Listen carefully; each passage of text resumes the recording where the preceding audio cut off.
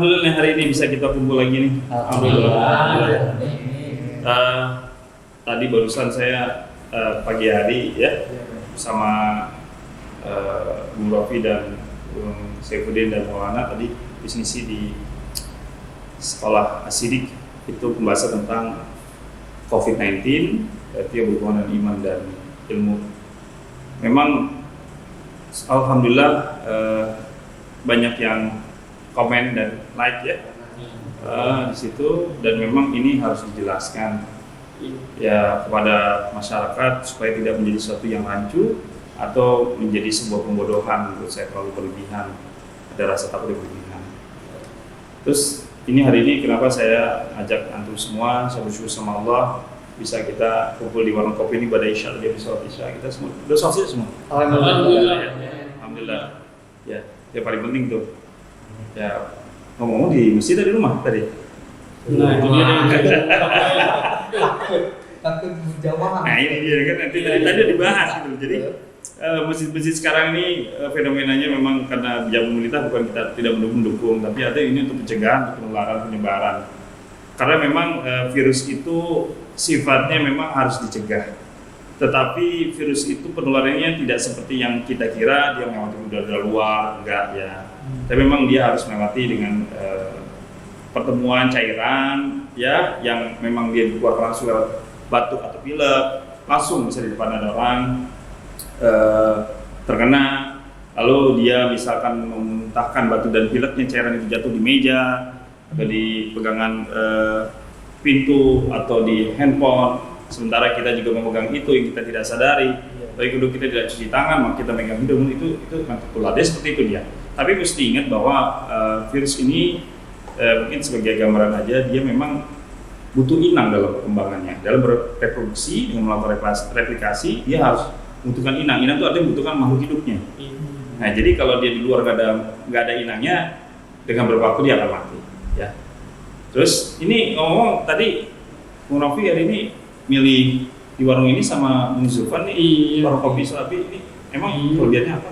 Wah, banyak dari dulunya yang dari herbal ada tadi. Oh ya, apa nih herbalnya?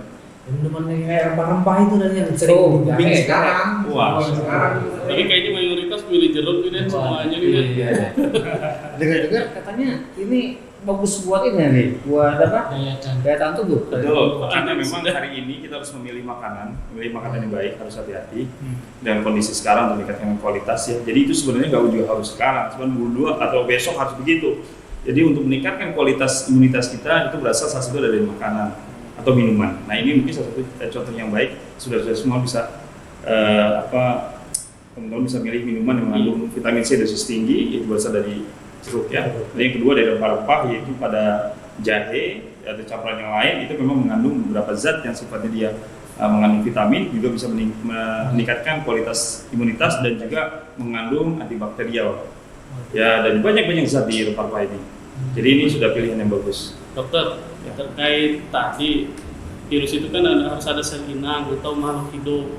Tadi di media nih dengar bahwa orang miskin menjadi penyebar COVID-19 juga tuh. Itu dia. Tadi juga saya dihubungi dengan beberapa teman-teman, mereka marah-marah bilang, gimana itu benar nggak masa orang miskin jadi sumber penyebaran COVID?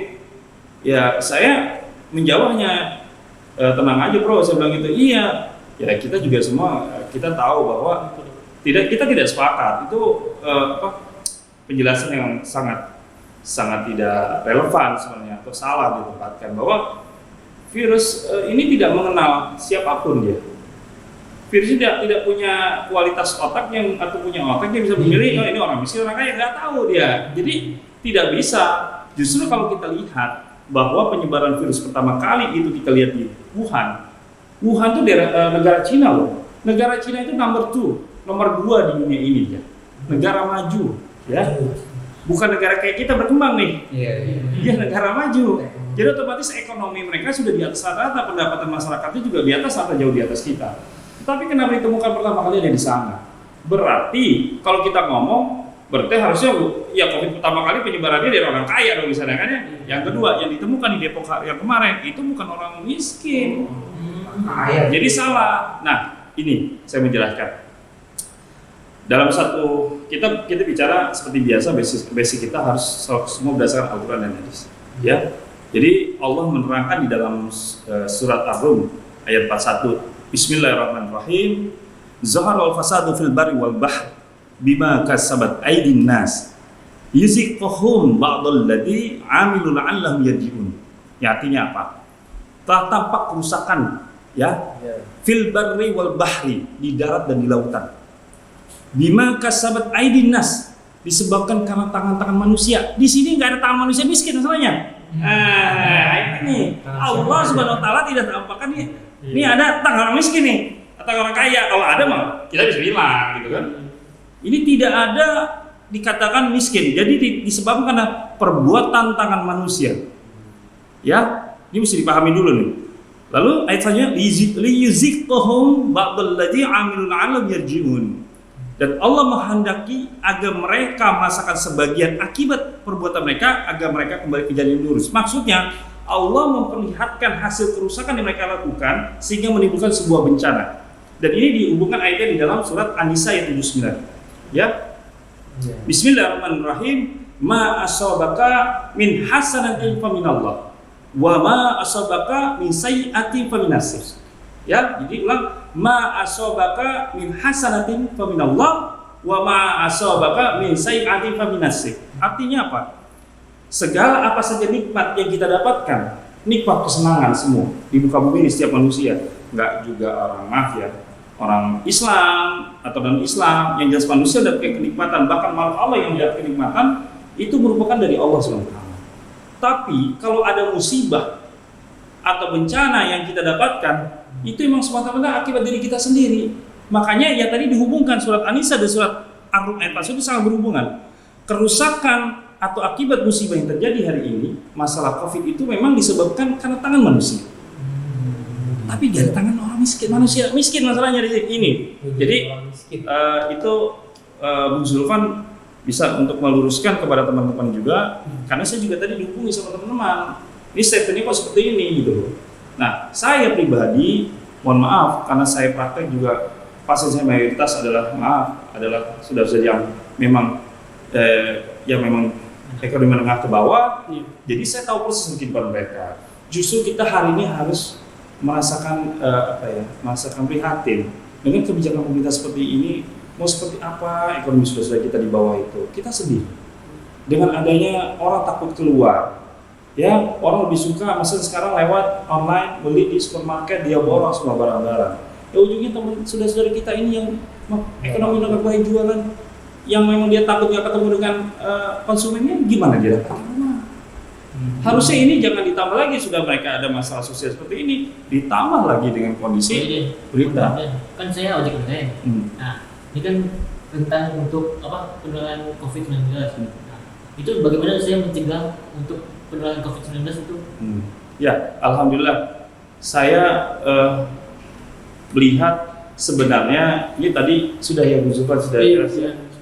Jadi kita melihat hari ini memang kondisi umum yang pekerjaan yang paling rentan tertular COVID itu adalah memang mereka yang menjual jasa, yaitu satu driver ojek atau juga driver mobil ya, motor dan mobil.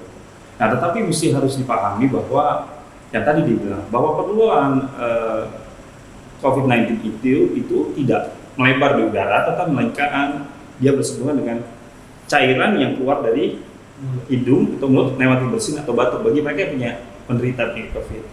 Nah, jadi kalau salah satunya saran saya dan yang bisa dijalankan adalah semua driver ojek itu gunakan masker secara baik.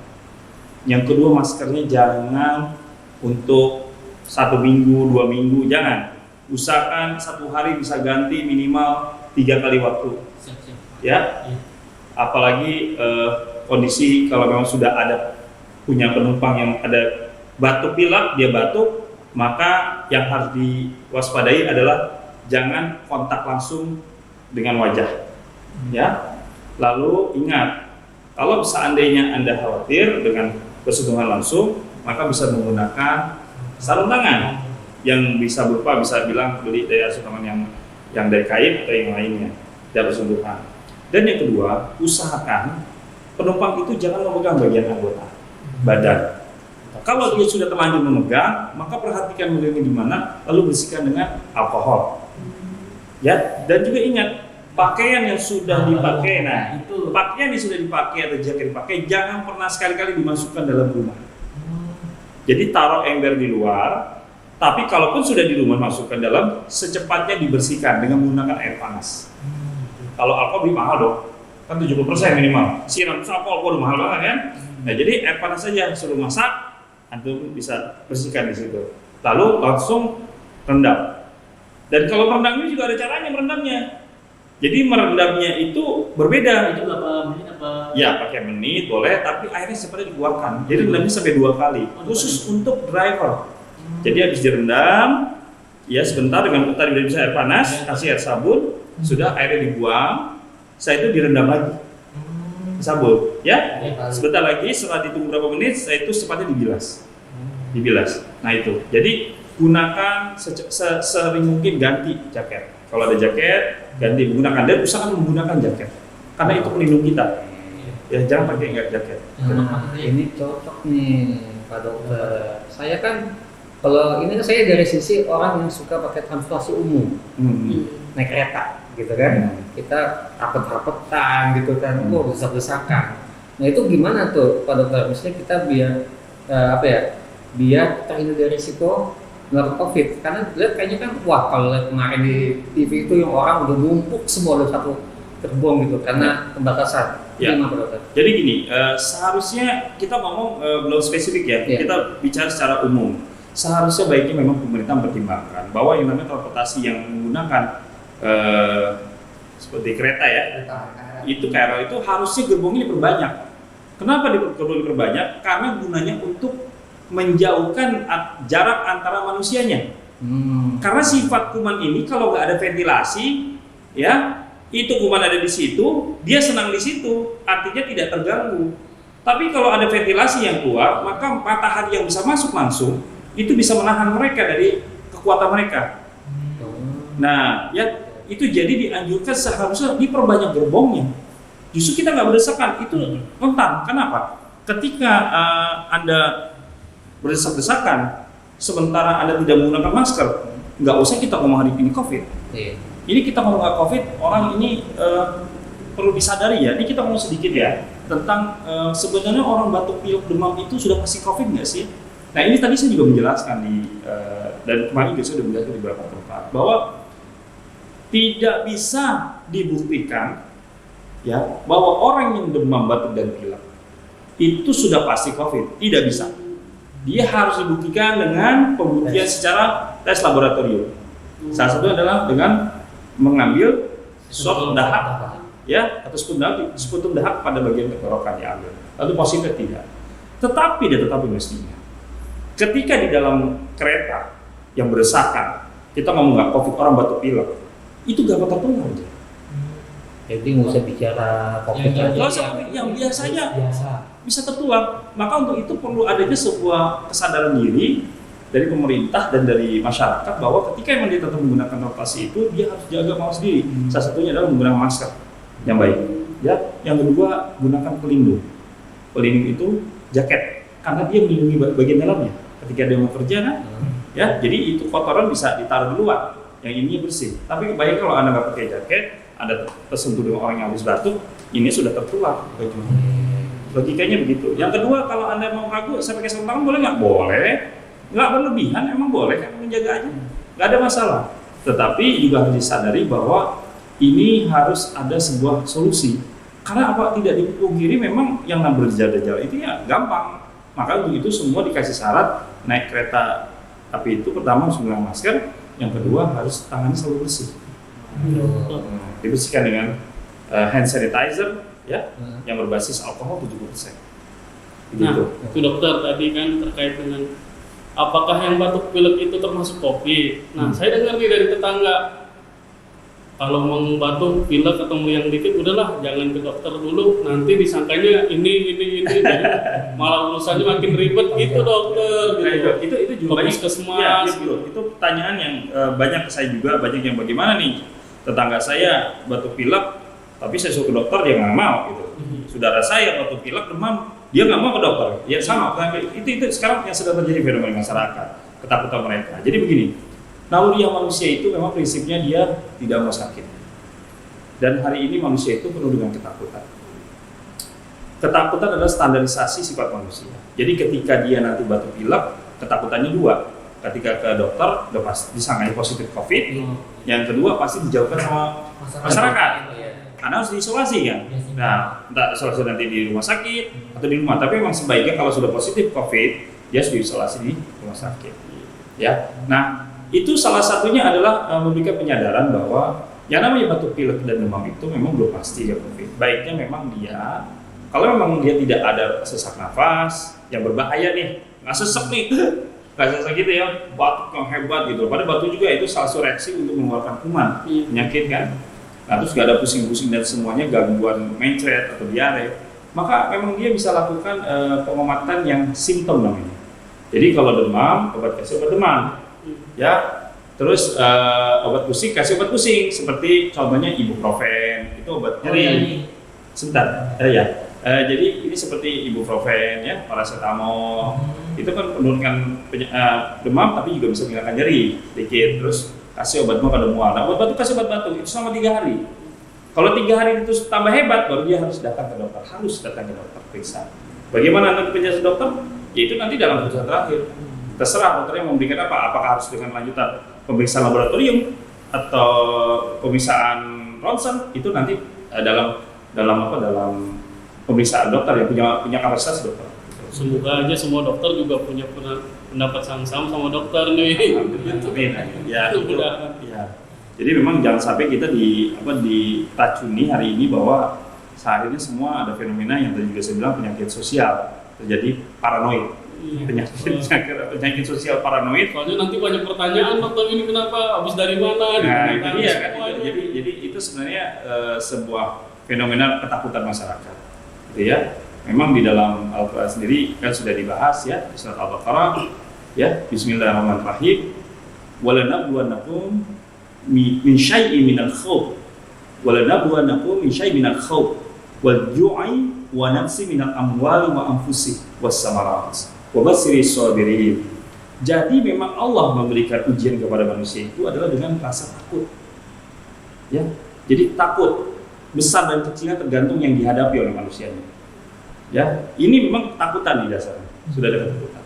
Maka untuk itu yang perlu didasari adalah rasa kesadarannya, atau yang bisa dibilang itu nanti memang arahnya ke bisa menerima kondisi ini dan sabar begitu. Tapi ya nggak kita bodoh menerima sabar aja, tapi kita harus sadar diri, harus mawas diri, hati-hati nih dengan keluhan tadi. Kalau tadi lebih dari 3 hari, ya udah harus ke dokter gitu loh.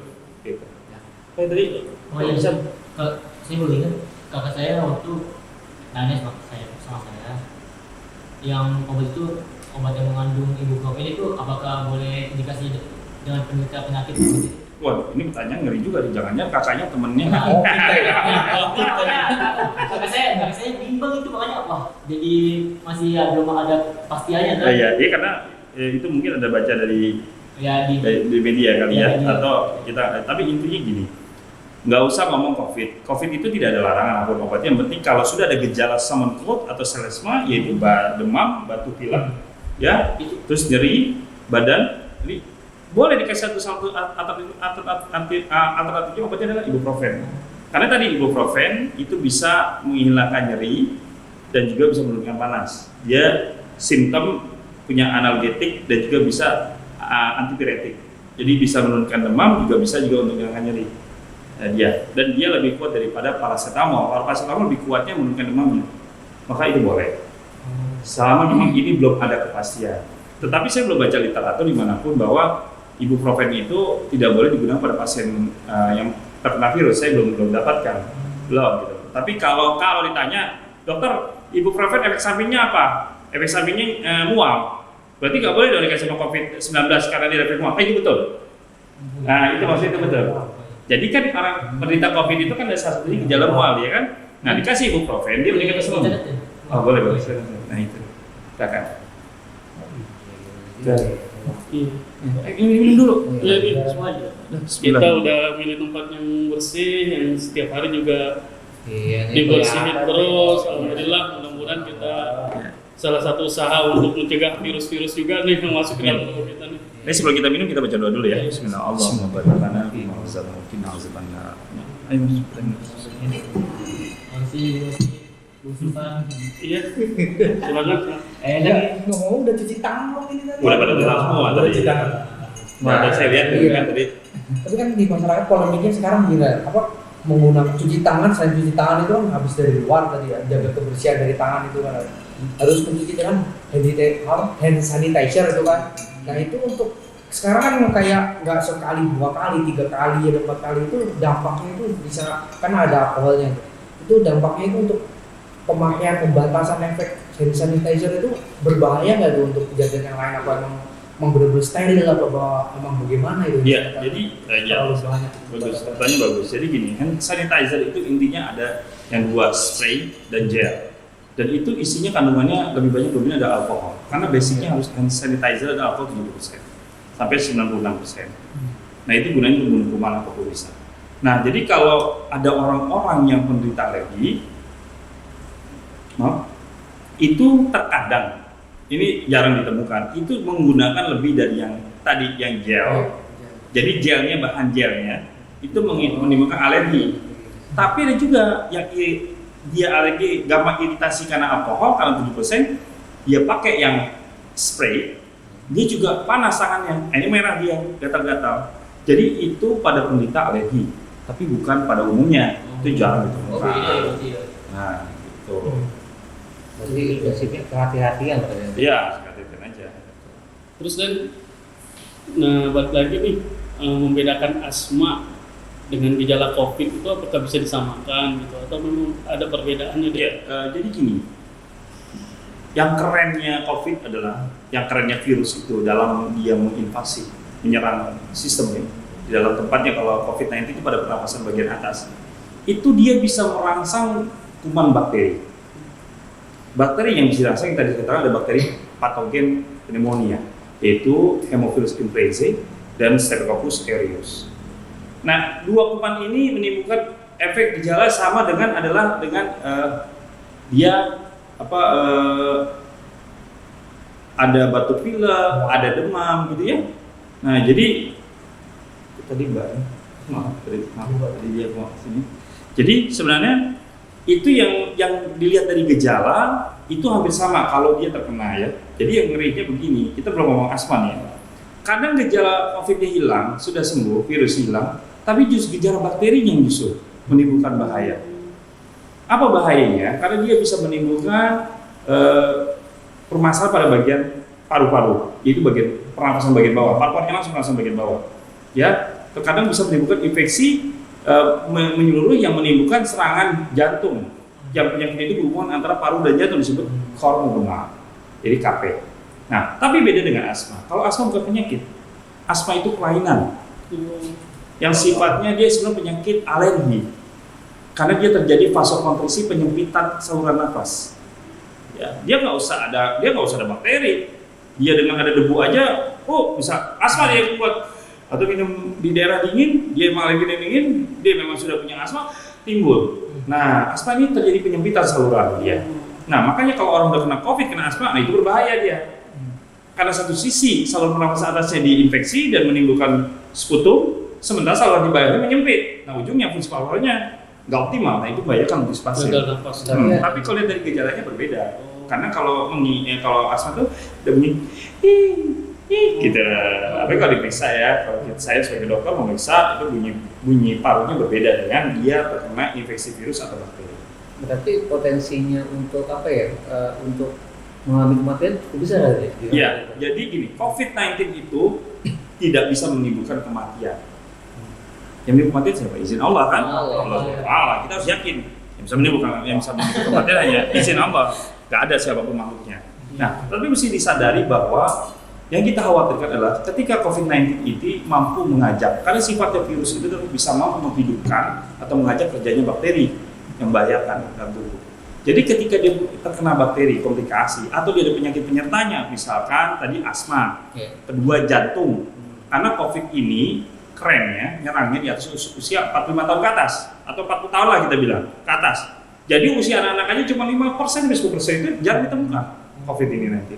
Jadi dia orang dewasa tua ke atas. Nah, kalau ada penyakit penyerta tadi, salah satunya adalah asma, kedua dia ada jantung, ketiga dia punya penyakit TBC yang belum terobati, belum selesai, ya, terus dia ada gula, tekanan darah tinggi, itu bisa menimbulkan fatal, bisa menimbulkan izin Allah kematian karena komplikasinya, tapi bukan COVID-nya. Gini, saya Pak Dokter, bagaimana kalau yang kita yang sehat gitu, terus tertular itu proses penyakitnya itu bagaimana untuk biar nggak paranoid, biar tidak kan selama ini masyarakat kalau yang ada orang yang selalu kena wah ini positif pasti dijauhi. Nah, bagaimana orang yang sehat terus tertular lalu si yang tertular ini biar tidak putus asa dalam berputus asa dalam hidup ini. Jadi gini, itu kembali kepada diri kita ya. Memang ini sebuah fenomena yang harus disepakati secara sisi dari ada sisi kebijakan dan ada sisi kesadaran. Kesadaran ini mengandung informasi yang harus sebanyak mungkin dapatkan oleh setiap individu. Tapi kalau kebijakan adalah pemerintah pusat atau pemerintah daerah sampai bawah ya. Nah, jadi ini kondisi secara keilmuan disadari bahwa ketika orang sudah positif COVID-19 itu memang dia harus diisolasi. Sebaiknya bukan diisolasi di rumah, sebaiknya, tapi diisolasi di tempat atau di rumah sakit. Kalaupun di rumah harus terpisah jauh dia, ya, karena dia tidak boleh dalam kondisi serumah. Khawatirnya ada kecolongannya. Namanya manusia tidak pernah luput dari kelupaan dan kalpaan kan bisa. Tapi kalau di rumah sakit ada standarisasi dia. Jadi kalau udah positif dia harus diisolasi. Tapi kalau rumah sakit tidak bisa menerima di rumah bisa, karena ada beberapa standarisasi untuk mengisolasi diri. Tapi kalau PDP, ingat ya PDP kecurigaan itu baiknya di rumah, jangan di rumah sakit. Karena khawatir ada nosokomia. Nosokomia itu kuman yang dapatkan ada di rumah sakit namanya. Malah juta jadi malah kena ya kan bahaya, bisa tertular dengan kuman yang lain ya. Jadi dia baiknya kalau PDP atau masih suspek kecurigaan negatif, dia baiknya di rumah. Nah ini kebijakan harus diikuti karena kebijakan pemerintah. Jadi isolasi itu kebijakan pemerintah diambil dari dasar dari keilmuan, jadi cara penanganan cara medis. Ya. Tapi yang kedua ada fenomena psikologis masyarakat. Ya babnya yang memang kita harus sadari bahwa orang yang kena berita COVID-19 seakan-akan lebih hebat daripada kena HIV atau AIDS. Seakan lebih hebat dari dia penyakit yang lainnya, lepra, kusta dan segalanya. Padahal COVID-19 ini tidak sehebat mereka virusnya.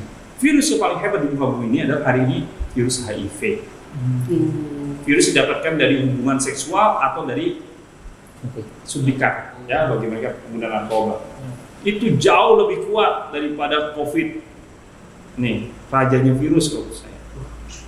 Ya, karena hingga hari ini sehebat apapun peneliti sudah menghabiskan negara uang berapapun negara maju belum menemukan obat yang pasti.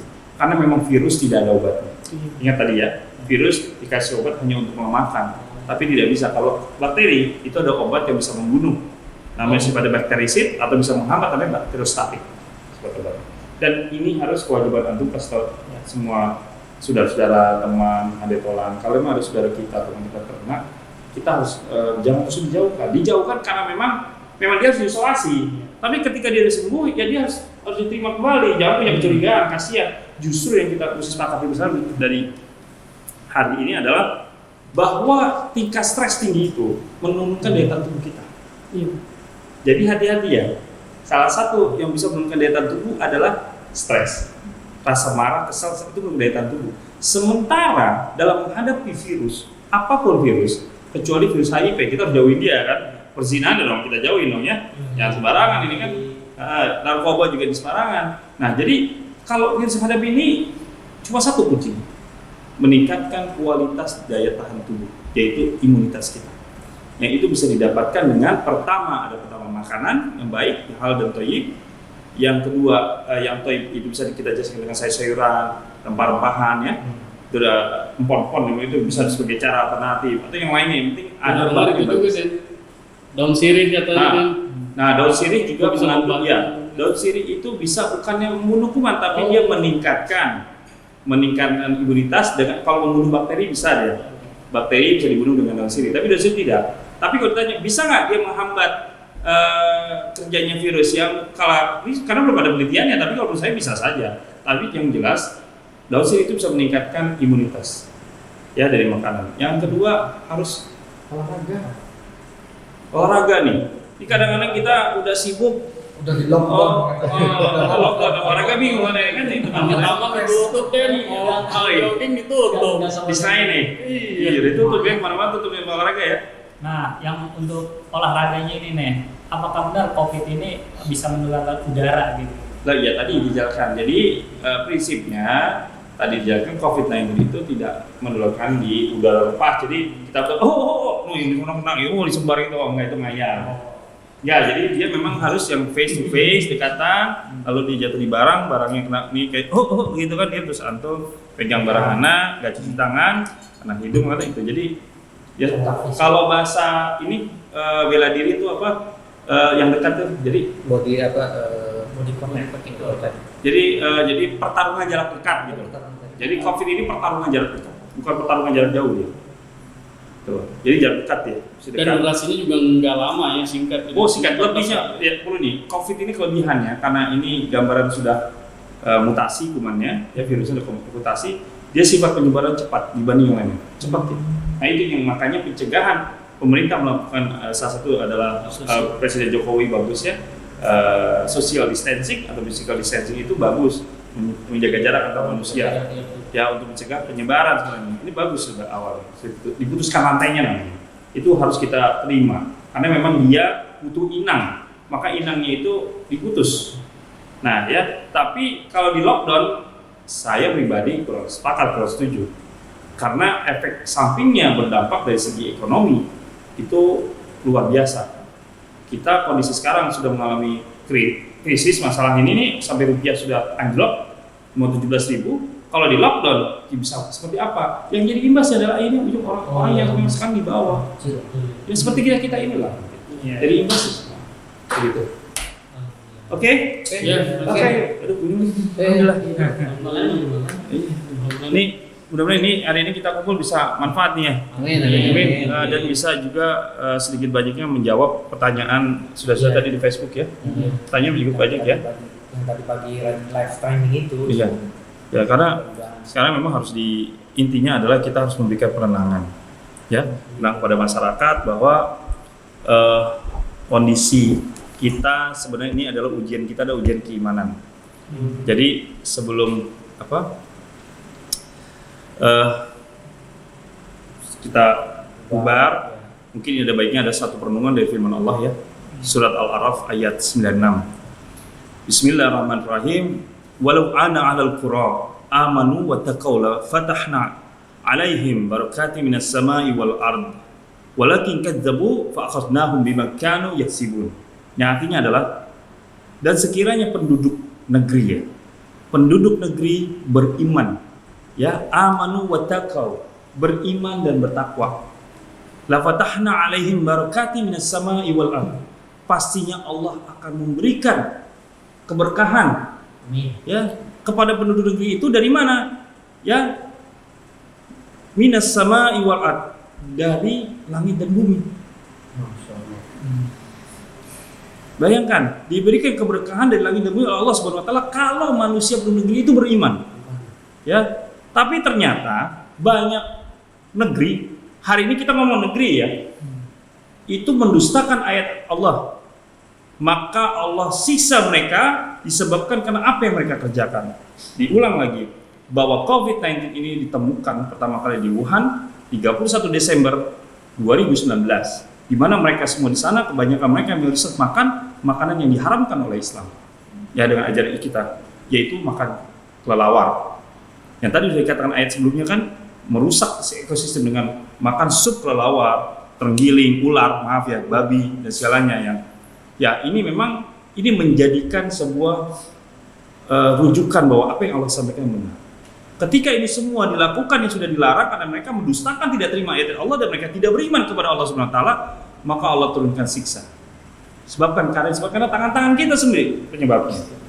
Ya, maka itulah untuk itu kita kembali kepada Allah, beriman kepada Allah. Kita kembali dengan iman ini, semoga kita bisa meningkatkan imunitas kita karena iman kita kepada Allah, dan semoga Allah juga, kita berdoa hari ini semoga semua penyakit bisa dilepaskan. Ya, musibah dilepaskan dari negeri ini, musibah penyakit, musibah kemiskinan, musibah apapun yang ada di negeri ini, semoga Allah angkat dan Allah menjadikan negeri ini negeri yang sejahtera, negeri yang masyarakatnya sehat, masyarakatnya berkualitas secara iman dan mau menjalankan hukum-hukum Allah dan menegakkan hukum Allah. Makasih. Kita aja membaca alhamdulillah. Subhanakallahumma wa bihamdika asyhadu an la ilaha illa anta astaghfiruka wa atubu ilaik. Terima kasih hari ini kita bisa kumpul. Jadi kita ajukan terima kasih. Assalamualaikum warahmatullahi wabarakatuh. Waalaikumsalam warahmatullahi wabarakatuh.